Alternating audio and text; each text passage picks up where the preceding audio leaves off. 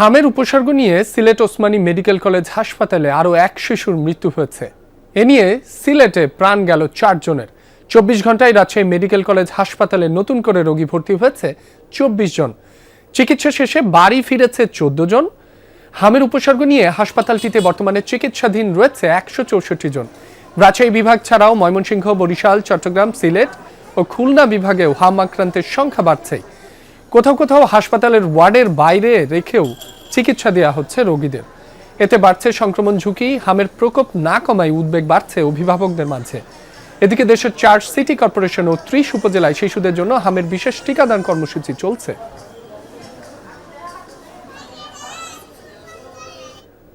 হামের চিকিৎসার খোঁজখবর রাখছেন সহকর্মী আরিফুর রহমান সবুজ। তিনি আছেন মহাখালীর সংক্রামক ব্যাধি হাসপাতালে। যাচ্ছি তার কাছে। সবুজ, শয্যা অনুযায়ী তো রোগীর সংখ্যা অনেক বেশি, কিভাবে পরিস্থিতি মোকাবেলা করছে হাসপাতাল কর্তৃপক্ষ, আমাদের বিস্তারিত জানাবেন। মাসুম, শয্যা অনুযায়ী আমি যদি এই হাসপাতালটির কথা বলি, মহাখালী সংক্রমণ ব্যাধি হাসপাতাল যেটি, সেইখানে শয্যা সংখ্যা 100, কিন্তু এখানে এখন বর্তমানে রোগী ভর্তি আছে প্রায় 120 থেকে 25 জনেরও বেশি। এবং যে বাড়তি রোগীগুলো রয়েছে, বিশেষ করে এই হাম আক্রান্ত রোগীদের সংখ্যাই বেশি। এখানে গতকাল আজকে সর্বশেষ যে 24 ঘন্টার হিসাব তাদের কাছে রয়েছে, সেই হিসাব অনুযায়ী 78 জন হাম আক্রান্ত, বেশিরভাগই শিশু। আপনি নিশ্চয়ই দেখতে পাচ্ছেন, যেহেতু শয্যার সংখ্যা কম, সে কারণে হাসপাতালের যে ফ্লোর রয়েছে সেই ফ্লোরে চিকিৎসা দেওয়া হয়েছে। কাউকে যদি রিলিজ করা হয়, তারপরে কোনো বেড খালি থাকা সাপেক্ষে তাদেরকে বেড দেওয়া হচ্ছে।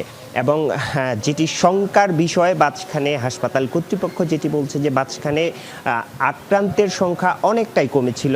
গতকালকে বা গত পরশুর কথা যদি বলি, 69 জন ভর্তি ছিল, তার আগের দিন 72 জন ভর্তি ছিল। আজকে হাম আক্রান্ত রোগীর সংখ্যা 78 জন।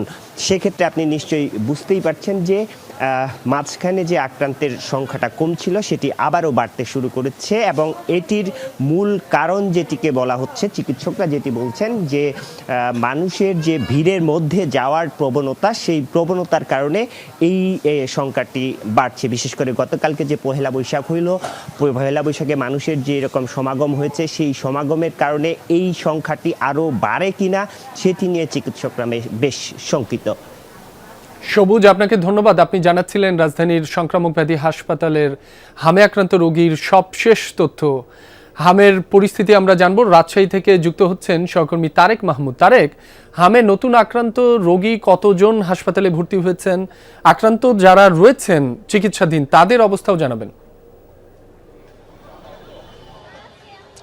রাবি, রাজশাহী মেডিকেল কলেজ হাসপাতালে আজকে 24 জন নতুনভাবে কিন্তু হামের উপসর্গ নিয়ে রাজশাহী মেডিকেল কলেজ হাসপাতালের যে আইসোলেশন ওয়ার্ড এবং 10-24 নম্বর ওয়ার্ডটি রয়েছে, সেখানে কিন্তু ভর্তি রয়েছেন।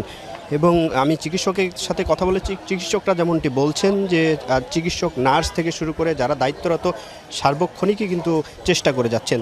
তবে এই হাসপাতালে যে অতিরিক্ত চাপ, সেটি কিন্তু সবসময় হয়।